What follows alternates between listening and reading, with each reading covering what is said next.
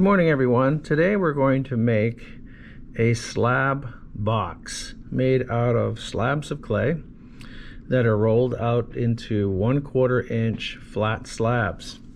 And we're going to start by doing a drawing to try to figure out what this is going to look like. So first of all, draw a straight line that divides your paper in half.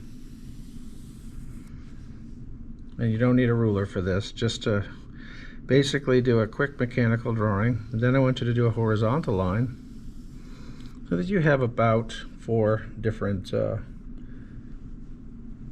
spaces to do 4 different drawings. The first step is we're going to mark the pattern, and we're going to cut out. So if you have a big piece of clay like this and you've rolled it out to be about 1/4 inch thick, the next thing to do would be, and I'm going to pretty much do a lot of this for you, but I want you to draw this so you know the kind of work that's going to go into making these. You're going to make a square, and you're going to take a knife, or I'm going to take a knife. Here's my knife. Here's the handle. And I'm going to cut into the clay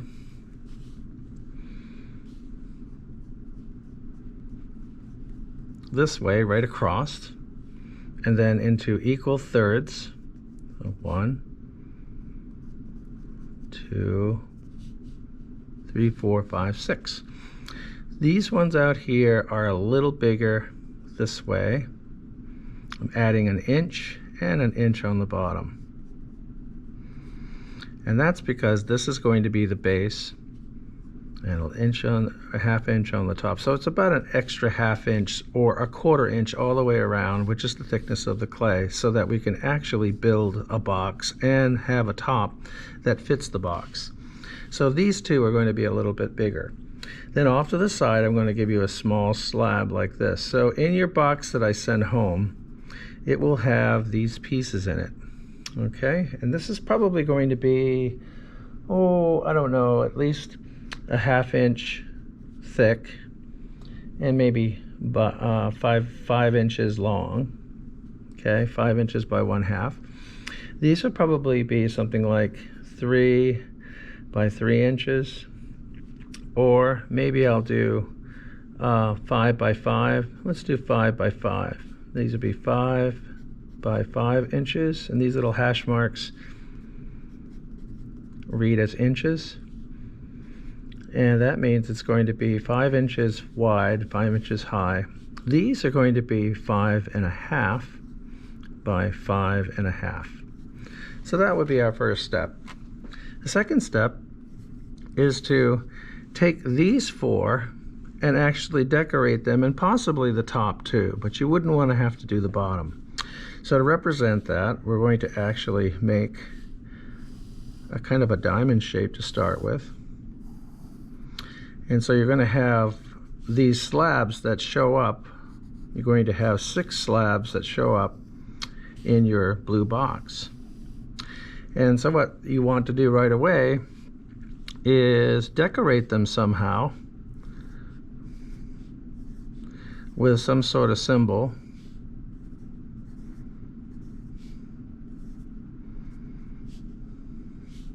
And what I'm going to do here is just draw a hand, just to give you an idea. You could do this too. I'll draw my fingers here, and then in here I'll draw my thumb.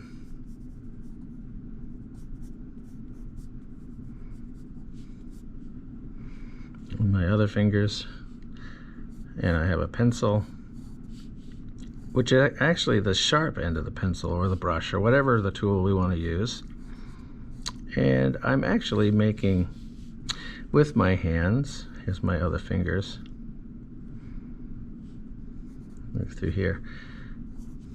With my hand, a kind of pattern or design. Now the pattern and design is completely up to you, and you may use flat tools, you may use a tongue depressor,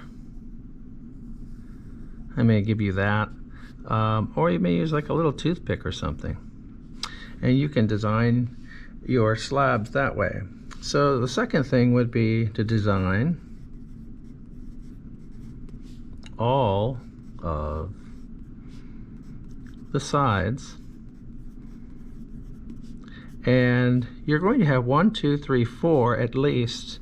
So 4 to 5. The 5 would be the top. And then the third thing I want you to do is we're going to make something out of the top. So in order to do that, we're going to take a slab. We're going to make a handle for your top. It's always good to have a box with a top that has a handle. So I'm going to give you this long slab of clay, which is right here. That's 1/4 inch thick. It's 1/4 inch thick, and it's about 3 inches long. And then you're going to have a cup. Now it might be just like a yogurt cup that I give you, or you may have one, and you want to fill that with clay and water. You want to pour some water in there,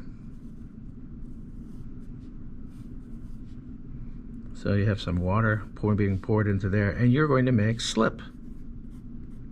Slip is water and clay.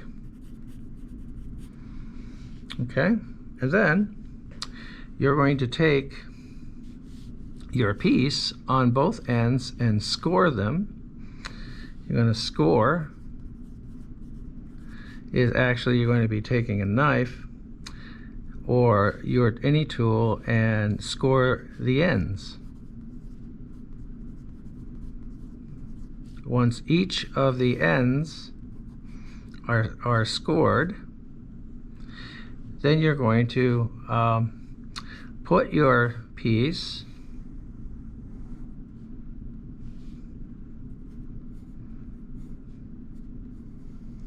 in, or you can dip it in, or you can put it on with your fingers or paint it on or whatever, but you're going to moisten, M-O-I-S-T-E-N, moisten ends. And then you're going to attach the ends into a circle.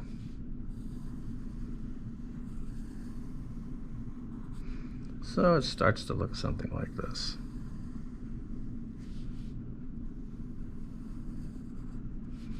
And you can shade that so it looks more dimensional and real.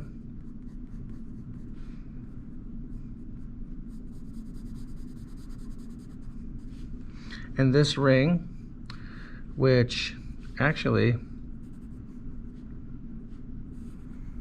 has one piece on top of another piece, like that, can be pressed down into the top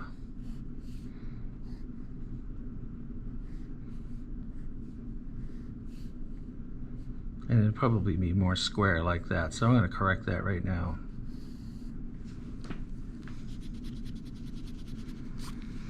So number 3 is make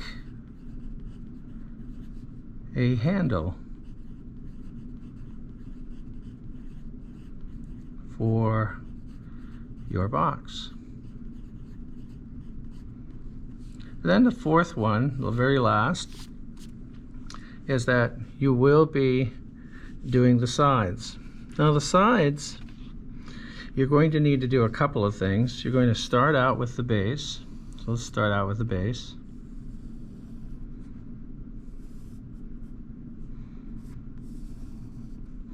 And it'll be 1/4 inch thick. I keep making a rectangle, but it's probably going to be a square that I give you.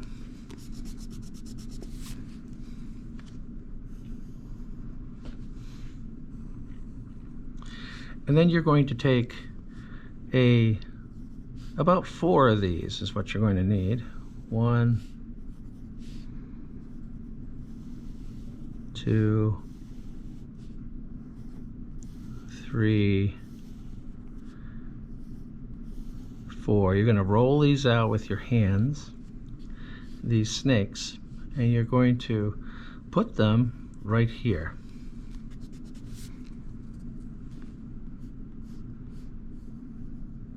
Like that. And those snakes, along with slip, you're going to take some of this slip, you're going to score in here by making lines.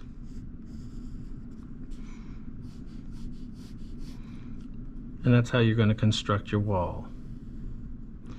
This is going to be on the top, and your base will be on the bottom. So you are actually going to crisscross a pattern that you can do with a fork. It's a whole lot quicker. This is called scoring, until you get all 4 walls on. You also have to score the edges here.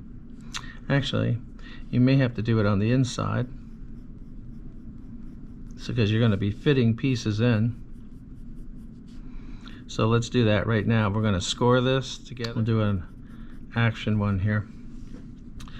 And then we'll put another piece here.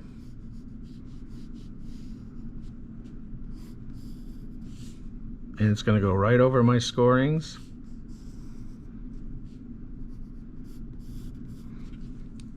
So now I don't see that anymore. I just see the wall. And I see a snake right in here. You can either put them on the bottom, or you can put them on each one of the sides. Generally, I leave the bottom one off, but you can put that on too, so that each corner has a rolled snake that you actually will blend into the sides and make it solid. It won't be until you get 2 sides up that this will not fall down. The walls will fall down up to that point. It will not be very stable. And then you score right there, and you're going to be putting another piece in here, and then finally your 4th piece to finish off your box. So your 4th one is to build your box by putting up walls.